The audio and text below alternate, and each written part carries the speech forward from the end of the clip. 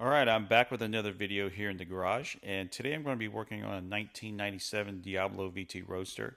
So I'll try to make this story as brief as possible, but basically the owner flew out to California from Florida and he purchased this car.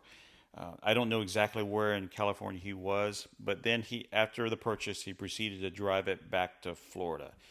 And he made several, fuel stops along the way, but unfortunately he started having problems in Arizona. I think he was like 4 hours outside of Phoenix, but basically he thought it was just another routine fuel stop.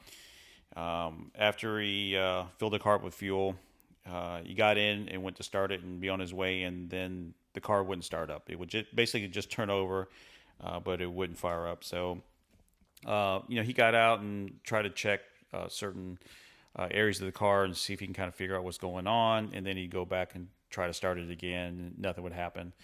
And then I think the battery ended up going dead. But right before it went dead, he thought that he seen like a puff of smoke coming from the back area, but he wasn't quite sure. He thought he saw a faint sign of it, but so anyway, from then it was just dead. So he spent several days there trying to get it to start. No luck at all. And then he ended up contacting somebody that worked on Diablos in Phoenix. And then so he decided to hire a flatbed from Phoenix to come where he was at, pick it up, and take it back to Phoenix. So that's what he did.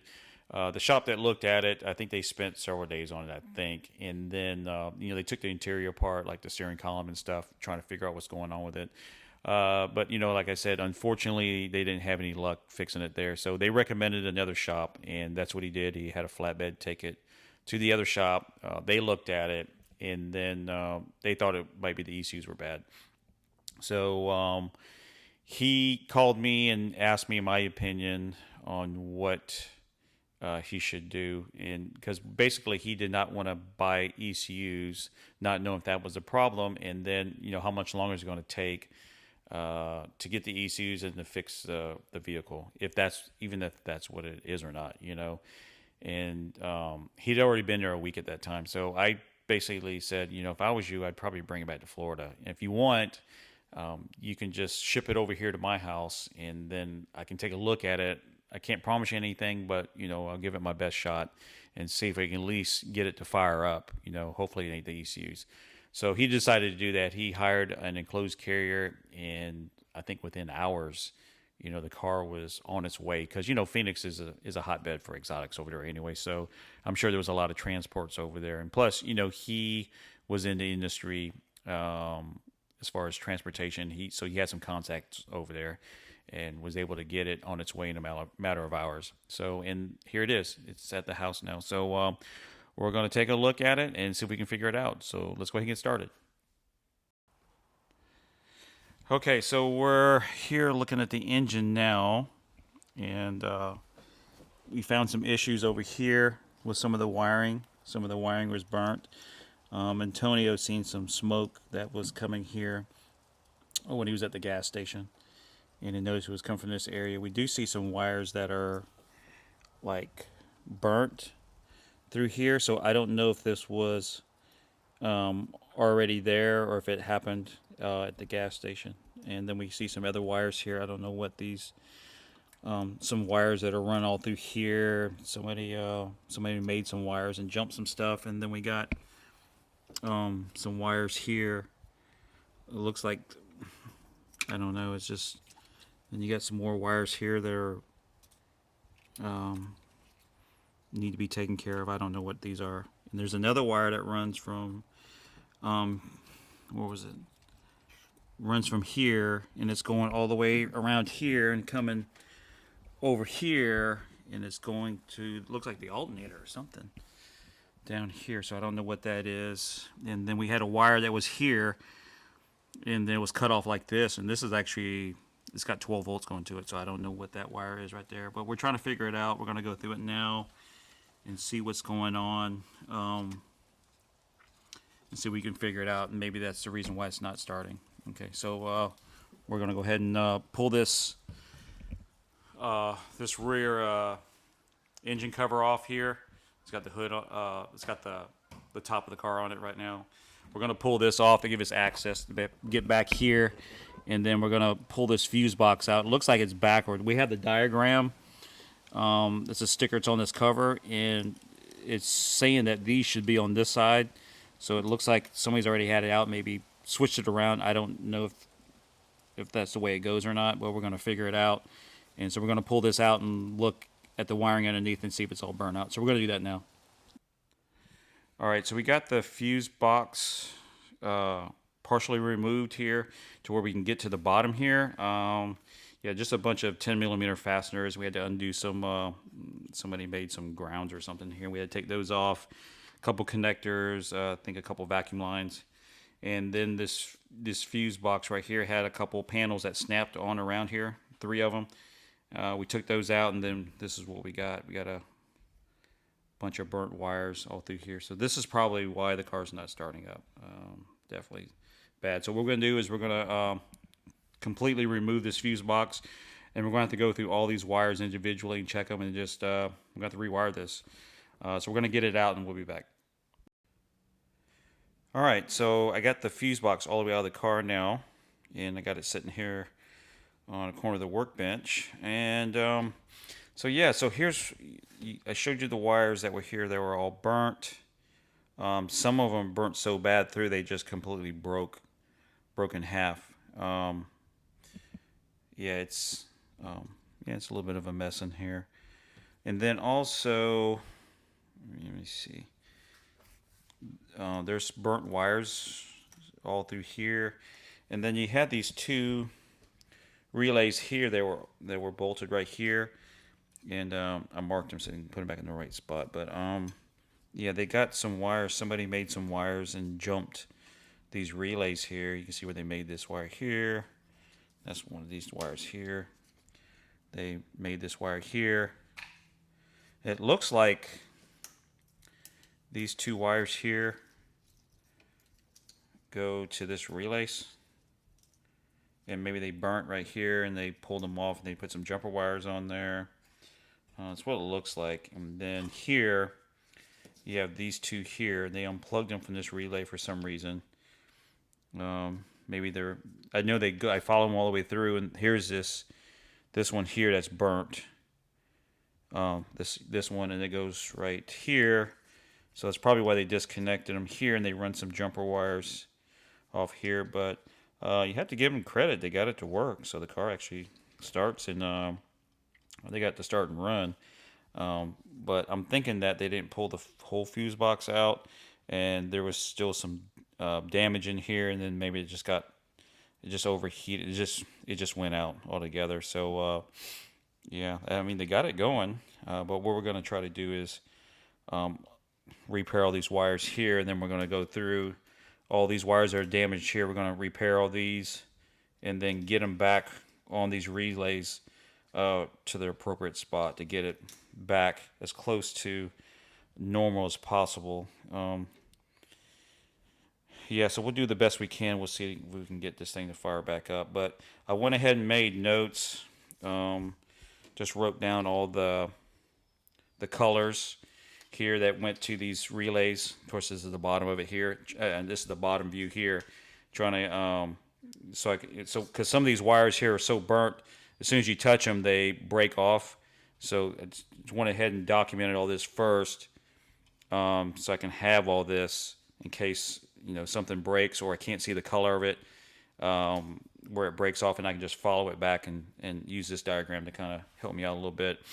Also, I got schematics here, but this is a 6.0, and then kind of go through here, and maybe this can kind of help me out because there's some wires that are in the car too that are burnt and they're just hanging there. Some that they just cut off, and all kinds of stuff going on in there. So we can use this manual. Hopefully, maybe it kind of help us out a little bit. I know it's for a different year of Diablo, but maybe some of the stuff is the same in here. So we'll try to figure that out.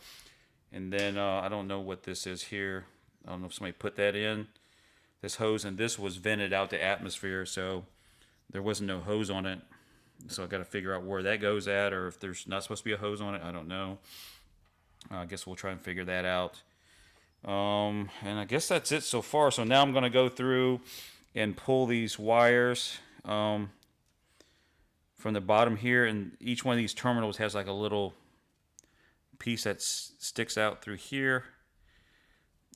Try to get as best I can here. This little tab sticks up, and then I just reach in from underneath down in here, and then push those tabs in, and then push it through.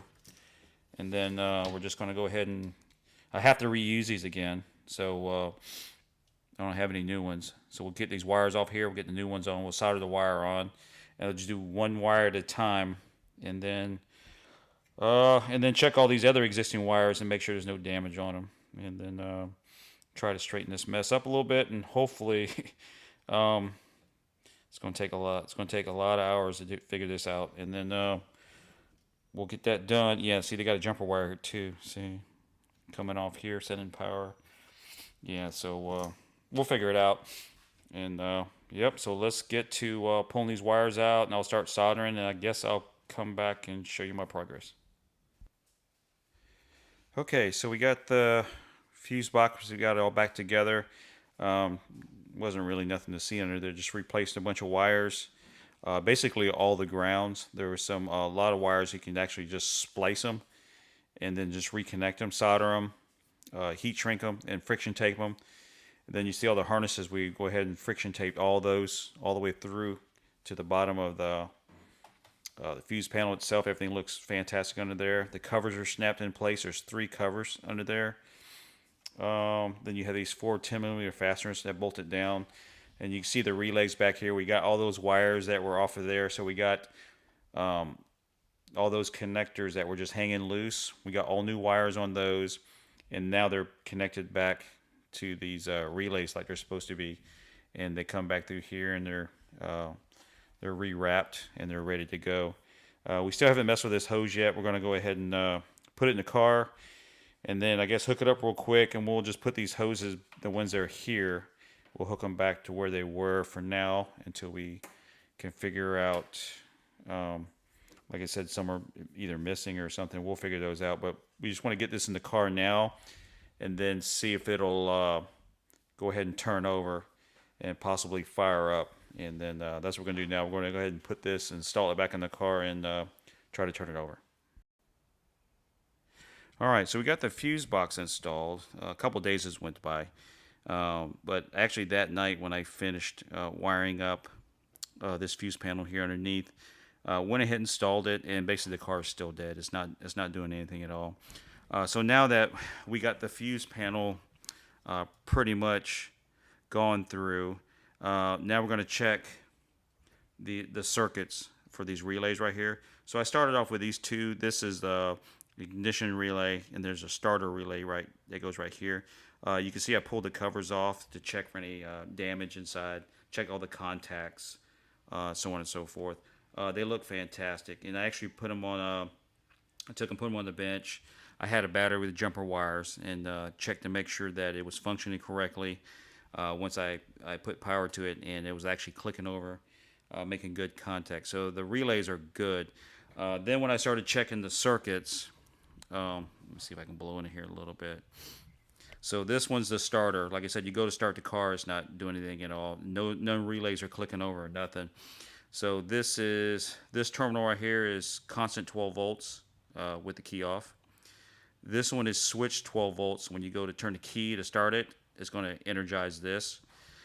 This is ground right here. And then this is when you send power to here and you have the ground, it energizes this coil here, pulls in this contact, and then it's going to connect this 12 volts here with this terminal right here. It's going to send 12 volts to the starter. It's going to energize the starter and then turn the engine over. But when I check this, okay, like I said, this is 12 volts when it's off. Hook the light to it on my probe right here, test light. Had somebody turn the key to like you're trying to start it. This did energize at 12 volts. And then this right here, when the ignition's on, this is actually 12 volts. It shouldn't be 12 volts. It should be ground. So something's going on right here. And then what I did was I went ahead and took this relay here. Let me see if I can put it in real quick.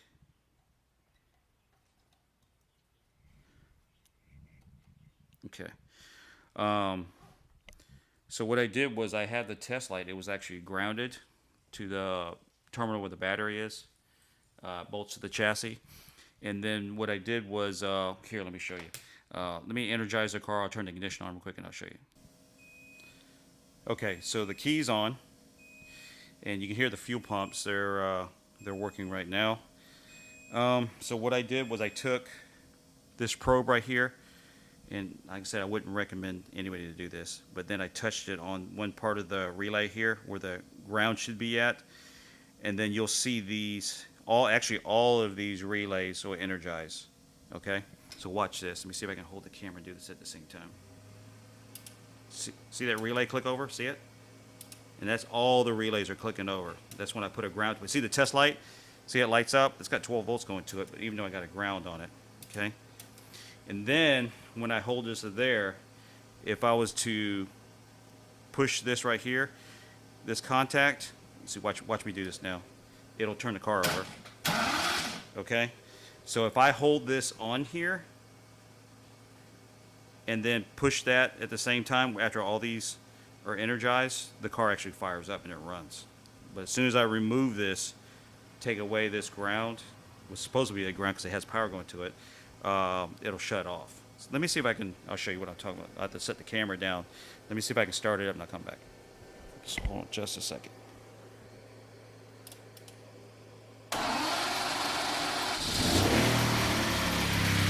Okay.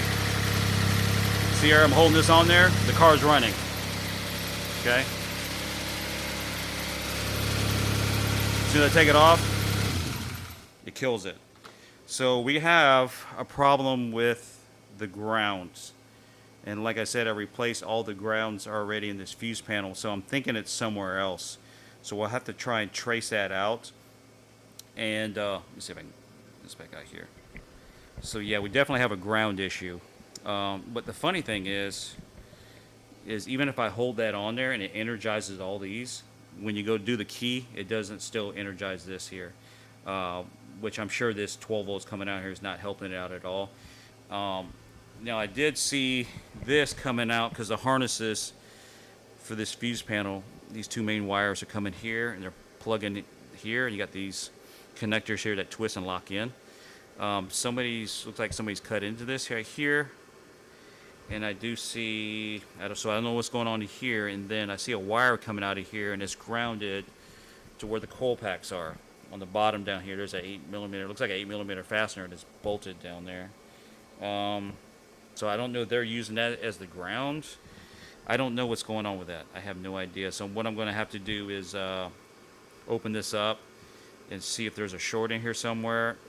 I don't know why they ran this wire here.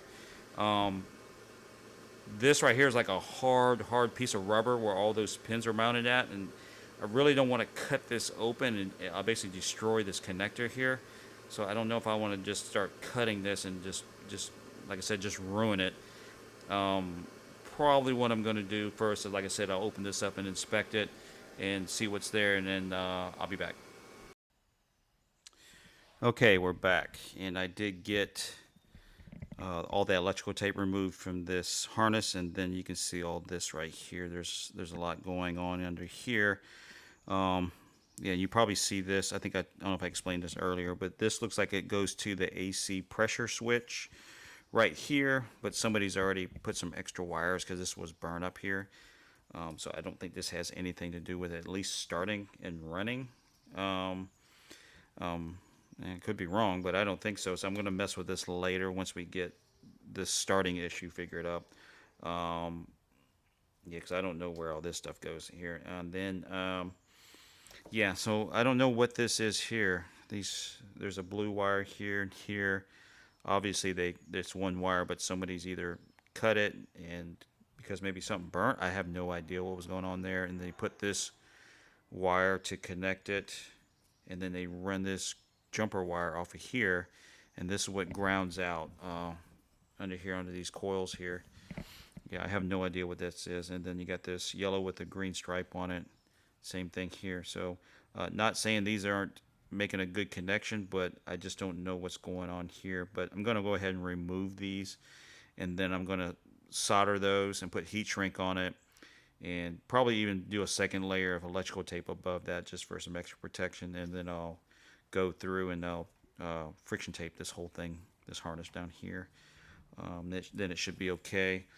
But yeah, so what I'm going to do is I'm going to go ahead and just take this back out, this fuse panel, and then just go through and triple check everything again. Like I said, I double checked everything, all the wires, before I put it back in.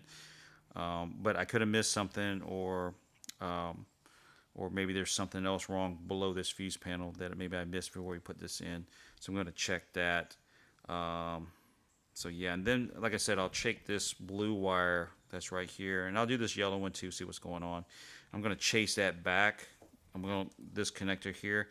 I'm going to see if I can. I'll probably have to take this friction tape back off again, chase it back, and then follow it back and see where it goes at in this fuse panel here, and see if I can see something, or maybe I missed something. So yeah, let me go ahead and remove this whole panel out again, and then hopefully I'll find something. If not, we'll just have to do some more digging. So I'll be back. Alright, so I got the fuse box back in after I took it out. I checked everything, all the connections and all the new wires that I put in. Everything looked fantastic. But so what I did was I chased back the ground. There's one small ground basically that runs all this whole fuse box, all these relays and everything. So it goes back through this harness here and goes through here. So I chased it back, and then kept checking the wires I went through. And then I found the short. It was inside of here. So I opened it up, and then basically that small ground had shorted out on a power wire in there. So I fixed that. Everything's good with that now. And then what I also did too was I put 2 extra grounds. You can see it coming out of here. You see all this extra wire for the length. I have to go get some ring terminals. I ran out, so I just grounded it here for right now. But what I'm going to do is go get some ring terminals, and I'm going to mount these 2 wires, one on different points of the chassis. So we have 2 different, 2 extra grounds on there. In case one fails, then we'll have a backup ground. That way this whole fuse box won't shut down. So yeah, everything looks pretty good. So Antonio, go ahead and fire it up. So I'm going to try it out. And with the key, go ahead and start it.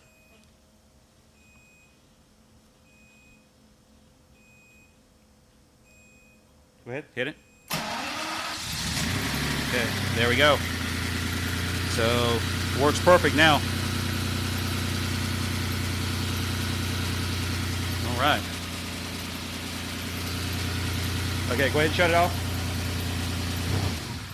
Yeah, so now it starts up really good now. So we got some really nice grounds on here. So like I said, I'll get those ring terminals and then we'll go ahead and mount those grounds. Still got to fix these other issues over here, like with this connector here that's connected to this pressure switch for the AC. AC works fine in here, works really good.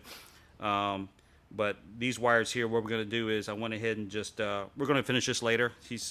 The owner's got to get home and stuff, so we're going to work on this another day. But anyway, the main goal of this video is just try to get this car started. But anyway, I think earlier I said this wire that was traced back here was going to the alternator, and actually I was wrong on that. It goes to the AC compressor, because there's no reason why the alternator would be connected to the AC pressure switch. So I think I said the alternator earlier in the video. So it's going to the AC over there, to the clutch. Yeah, so that's it. So basically the car runs good now. We fixed a couple of other issues with the car, just minor, small issues, and it's running fantastic right now. So we're going to take it out for a test drive. But that's going to be it. We just got to put the rear engine cover on and bolt it down, and we're ready to go for a test drive. So I'll let you know when what happens when we come back from the test drive.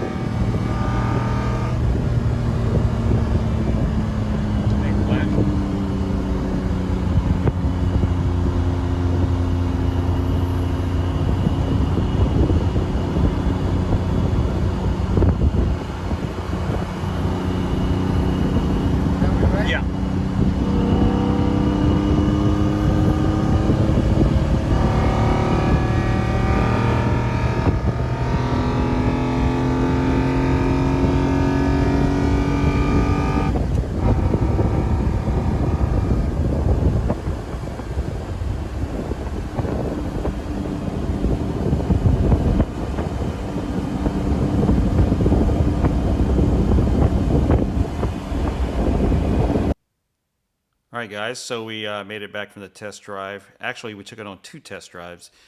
Before I get into that, though, I just wanted to explain, just in case I didn't go over it, this engine cover right here. In order to remove that, you got 2 fasteners on each side. So you got these 13 millimeter fasteners here with the washers. Like I said, 2 here, 2 on the other side.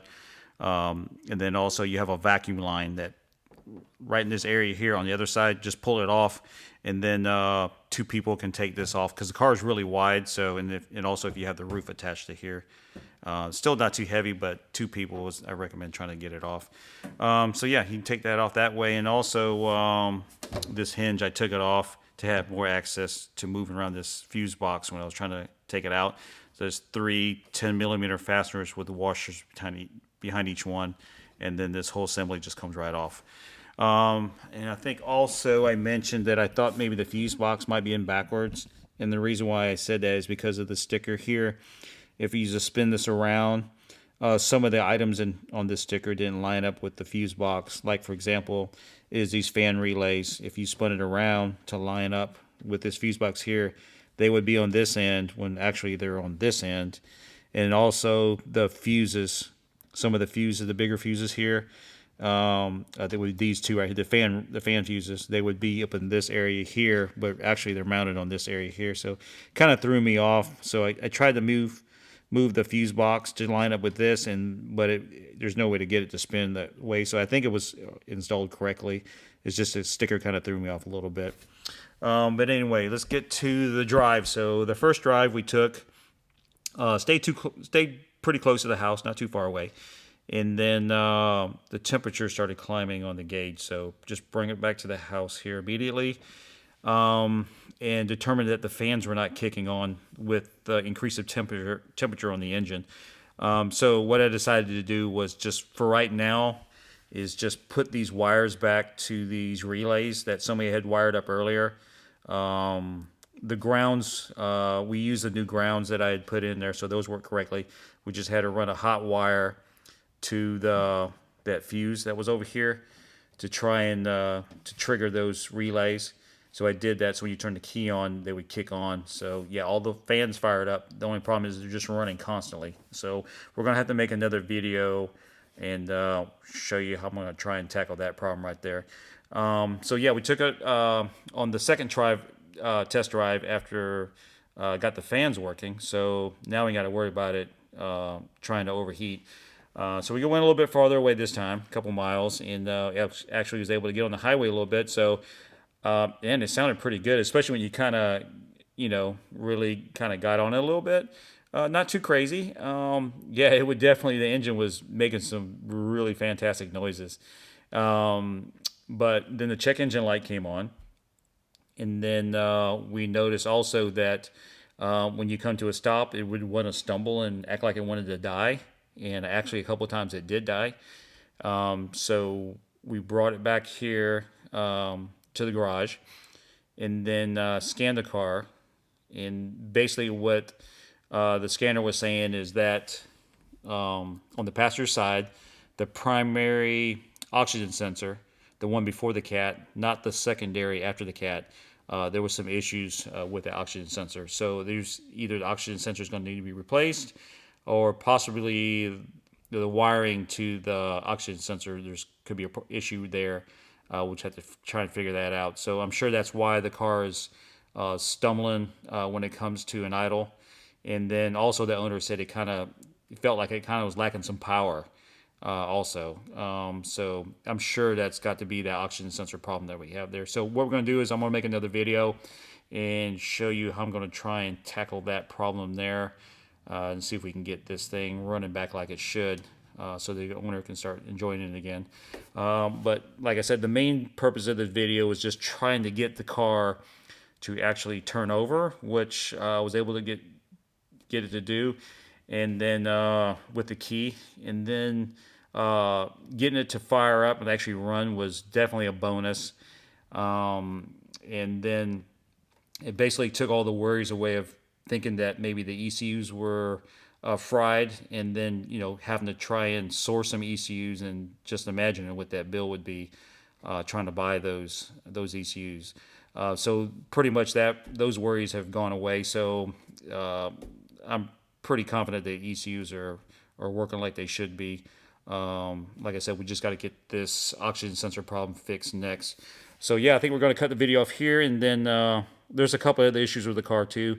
We'll just break it up in separate little videos, and we'll just do it that way instead of making one long video. So all right, guys, we'll see you in the next one. Hope you enjoyed this video here, and be safe, and we'll see you in the next one. Have a good day.